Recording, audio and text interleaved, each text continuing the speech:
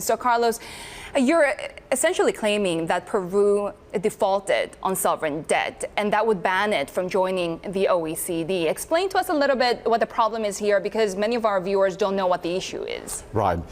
Back in the 1960s and 70s, the Peruvian government at the time, the military government, expropriated 23 million acres of land, of agricultural land, which is, equivalent to the state of Indiana. And because of the expropriation, they issued bonds, to those who had been expropriated. Unfortunately, the government has, never paid those bonds, and 20, 30, 40 years later, the bondholders are still asking for those bonds to be paid, and they haven't. So how much money are we talking about, and does Peru have the wherewithal to pay it out? Well, we're talking about, at most, about $5 billion, $6 billion, which is 2 percentage points of GDP.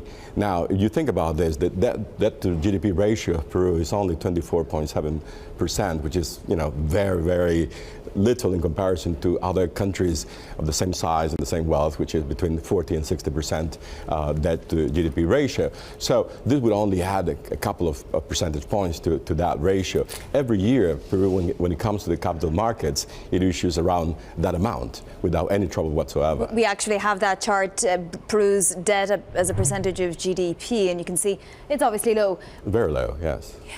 The question here, though, is for many, can the current government be held accountable for a decision that was made during the military dictatorship? Mm-hmm. That's a very good question. In 2001, the Constitutional Tribunal said very clearly that these bonds were good, they needed to be paid, and that they represented an imminent responsibility of the Peruvian state, not a government, the Peruvian state as such. So definitely any government, of Peru must pay this debt.